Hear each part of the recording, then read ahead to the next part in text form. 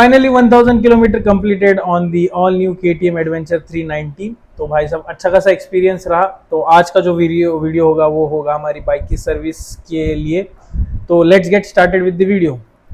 Hello नमस्कार सत श्री अकाल अस्सलाम वालेकुम नमो बुद्धाय। Welcome to my YouTube channel NA2 vlogs. Very good morning to everyone. I hope you guys are doing absolutely fine. Right now the time is 8:30 in the morning and I am all set to leave for my bikes first service to be done. तो गुजरात अभी recently जो ride किया था, अच्छा खासा experience रहा ride का। बहुत सारी चीज़ें जो मुझे बाइक के बारे में अच्छी लगी, बहुत सारी चीज़ें ये भी है कि डिसएडवांटेज साइड है। तो वो सारी चीज़ों को मद्देनज़र रखते एक जनरल सा रिव्यू अगर मैं दूँ तो बाइक काफ़ी हद तक काफ़ी अच्छी है। सस्पेंशन जो है वो अच्छा खासा इम्प्रूव किया है। दैन जो फीचर्स जो एड ऑन किए हैं वो भी है। बाइक का जो लुक है वो भी काफ़ी अच्छी लगी मेरे को। एंड ऑल्सो और भी सारे जो फीचर्स है वो भी है। तो काफ़ी सारे बात करेंगे हम लोग बाइक के बारे में, और एक नई वीडियो डालूंगा जहाँ पे मैं आपको पूरी बाइक का जो रिव्यू है वो दे दूंगा। तो आज के वीडियो में हम हमारे बाइक की जो सर्विसिंग कॉस्ट है वो कितनी आती है वो देखेंगे। And also I will be servicing my bike at the मेरा रोड सर्विस स्टेशन सर्वोदय, क्योंकि मेरा थोड़ा सा बाइक का जो पुराने सामान है वो मेरे दोस्त के घर पे ही रह गया था। जैसे कि फॉग लैम्प है, चैन क्लीन है, चैन ल्यूब है, वो सारा जो था टॉप बॉक्स में जितना भी सामान पड़ा था वो मेरा वहीं पे है। तो वही जाके मैं सर्विस करूंगा एंड जितना भी मेरा जो सामान है वो मैं रिटर्न लेके आके then will be installing the fog lamps on our new bike. तो जाते हैं फटफट रेडी होते हैं। ऑलमोस्ट नहा धो के तो सब रेडी हूँ, बस बाइक को निकालना है एंड जाना है सर्विस की ओर। तो let's get started with the day. हो जी, पहुंच गए जी अपने सफ़र की शुरुआत करते करते कांजूर मार्ग। तो भाई साहब अपने किलोमीटर्स हो गए गाड़ी के 1107 और 20-25 किलोमीटर ऐड होगी इसमें।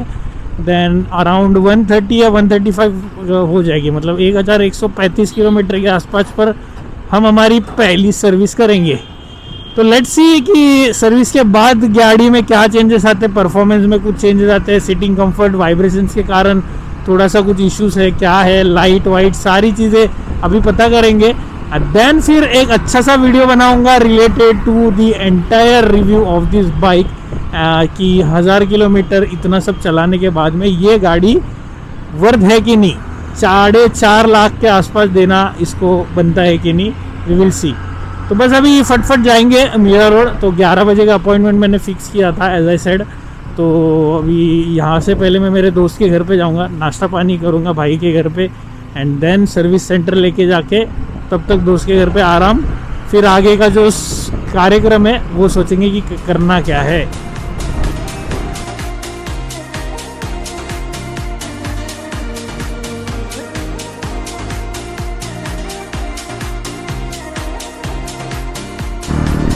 भाई साहब टाइम तो अभी 8:20 हुए, बट जो धूप लग रही है ना सुबह सुबह, ऐसा लग रहा है मैं गांव में हूँ मेरे, क्योंकि नासिक साइड भी बहुत सारी जगह पे बहुत कड़क धूप गिरती, तो ऐसा फील हो रहा है कि गांव में हूँ। 8 बज रहे और मार्च का महीना चल रहा है, इतनी गर्मी अभी से भाई साहब मई जून जाना बाकी है, क्या हाल होगी क्या पता नहीं। दोपहर में अराउंड 37-38 डिग्री तक चले जाता है टेम्परेचर। भाई साहब काय होणार आता आपलं, काय खरं नाही बाबा। कोई नहीं, अपने को तो इतना प्रॉब्लम है नहीं, बट कैसा है किसी किसी को नहीं जमती गर्मी, तो उन लोग के लिए सोचना पड़ता है। एनीवेज तो अपनी जर्नी कंटिन्यू हो रही है टूवर्ड्स KTM सर्विस सेंटर। उससे पहले हम जा रहे हैं हमारे दोस्त के घर, फिर करेंगे हमारे गाड़ी की सर्विसिंग। तो अभी तो रमज़ान का महीना चल रहा है और मीरा रोड में तो भाई साहब बहुत सारी चीज़ें फेमस है खाने के लिए, एंड वो जाना भी जाता है खाने की चीज़ों के लिए फेमस। तो मोस्ट फेमस एंड हमारा चहीता बाबा फालूदा है। दैन दिल्ली के मशहूर असलम चिकन वो है एंड दिल्ली दरबार है, जायका है, बहुत सारे ऐसे होटल्स रेस्टोरेंट्स है। एंड स्ट्रीट फूड के लिए नया नगर, माय गॉड मेरा तो फेवरेट है। मैं जब भी मेरे दोस्त को मिलने आता हूँ या फिर उसके साथ रहता हूँ उधर, तो हम लोग नया नगर ज़रूर जाते हैं खाने के लिए। तो आज देखेंगे अगर सर्विस को टाइम लगता है, अगर नंबर के लिए या फिर कुछ काम धाम निकलता है गाड़ी का किसी और, नॉट फॉर दिस, क्योंकि अपनी नई है तो इतना कुछ काम नहीं है, जस्ट थोड़ा टाइम में ये हो जाएगा काम। तो आ गए जी धैसर टोल प्लाज़ा। बस अभी यहाँ क्रॉस करते ही पहुँचेंगे, हम एंटर करेंगे मीरा रोड में। तो आई गेस सबको पता होगा कि अभी मीरा भाईंदर का जो RTO है उसके लिए नया नंबर आने वाला है, विच इज़ दी MH58। तो पहले MH04 था, अभी MH058 है। तो चलो अच्छा है कि एक अलग से RTO बन गया है। एंड एक न्यूज़ और सुनने में आई थी कि जो ये टोल प्लाज़ा पे है 8 से लेके सुबह के 11 बजे तक कोई ट्रक्स को अलाउ नहीं करेंगे। बट भाई ये तो ट्रक्स की भरमसाठ गाड़ियाँ दिख रही है यहाँ पर। आई डोंट नो ये जो न्यूज़ है इज़ इट फेक या रूमर्स है या क्या है, पता नहीं। अगर किसी को पता होगा तो कमेंट करके ज़रूर बताएं। एंड देखते हैं, हमारे दोस्त ने एक जो गाड़ी बुक की है वो भी MH58 से आएगी। तो आई गेस उसकी गाड़ी जो है फर्स्ट है जो MH58 नंबर से आने वाली है। तो मौका मिलेगा तो उसकी गाड़ी की जो डिलीवरी वो भी हम लोग लेने जाएंगे। तो बट देखते हैं, टाइम मैटर करता है। अगर वीकेंड होएगा तो ज़रूर जाएंगे, अगर वीकेंड नहीं हुआ तो भाई हमको करना पड़ता है हमारे ऑफिस का काम।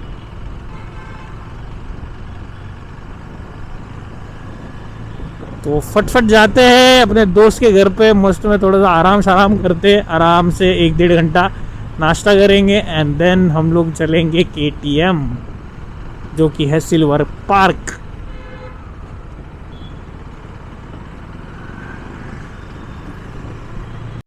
मस्त में फ्रेश हो गया, थोड़ा सा आराम किया and now I am going to the service centre. तो आई विल शो यू कि हमारी बाइक कहाँ पार्क है।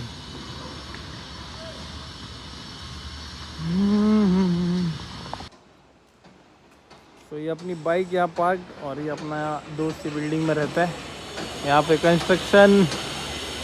तो लेट्स गो और देखते ये पहले सर्विस का क्या कॉस्ट होता है। निकल पड़े अपने KTM सर्विस सेंटर की ओर। तो यहाँ से कुछ अराउंड 1 किलोमीटर के आसपास ये कोई प्रॉब्लम नहीं है। और आने के टाइम पे भी I will be taking auto या फिर चल के आए के देखेंगे।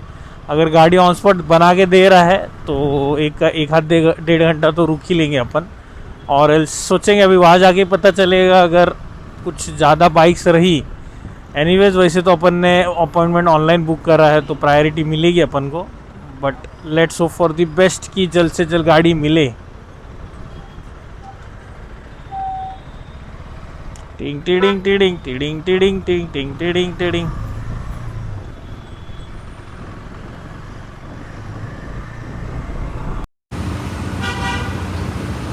तो अपनी बाइक आ गई सर्विस सेंटर। तो ये Sarvodaya KTM service and this is the showroom जहाँ से हमने बाइक खरीदी। तो अभी वॉशिंग का टर्न है अपना, देन देखते हैं सर्विसिंग में क्या क्या करेंगे। बेसिकली तो पता है ऑयल चेंज होता है, ऑयल फिल्टर, देन बेसिक कुछ नट वट ढीले विले वो सब हो जाएंगे।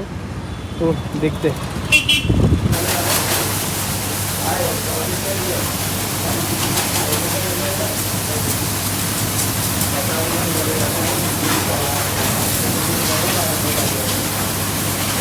तो भाई आ गए फिर से सर्विस सेंटर से सर्विस करा के बाइक पर।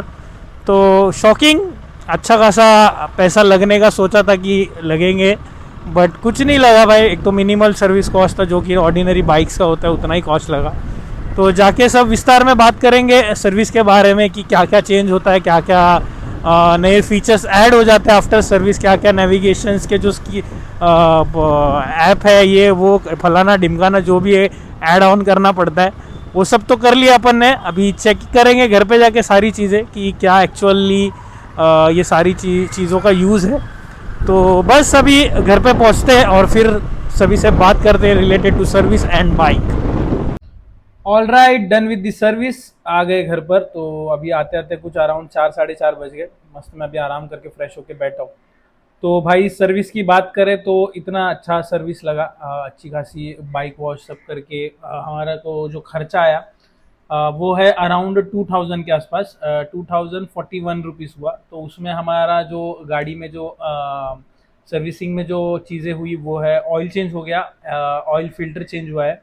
एयर फिल्टर चेंज नहीं होता है, एयर फिल्टर को वो लोग साफ़ करके वही इंस्टॉल करते रिटर्न। देन चेन ल्यूब किया, चेन को एडजस्ट किया एंड बाइक वॉश किया। This was the basic service which was done. तो उसका मोटा मोटा खर्चा 2040 रुपीज़ आ गया। तो काफ़ी अच्छा है फर्स्ट सर्विस, क्योंकि पुरानी बाइक में भी अराउंड मुझे इतना ही आया था 2000 के आसपास। अभी जो नेक्स्ट सर्विस है वो होगी हमारी 7500 किलोमीटर, मीन्स 8500 किलोमीटर्स के आसपास कुछ होगी। And things which will be available in the bike after the service. तो क्या क्या चीज़ें बाइक में नई आती है फीचर्स के साथ। तो first thing is the RPM, जो कि हमारा जो लॉक रहता है बिफोर सर्विस वो अनलॉक करते हैं। Then the next one is the navigation part, जो कुछ सिस्टम ऐप के हिसाब से वो लोग सारा जो है वो अनेबल कर देते हैं, so that you can be able to do all the things in the bike. तो ये सारी चीज़ें होती है सर्विस के बाद। जो भी टायर मॉनिटरिंग वो जो भी सब है वो छोटा मोटा तो वो लोग देखते ही है कि क्या है क्या नहीं है।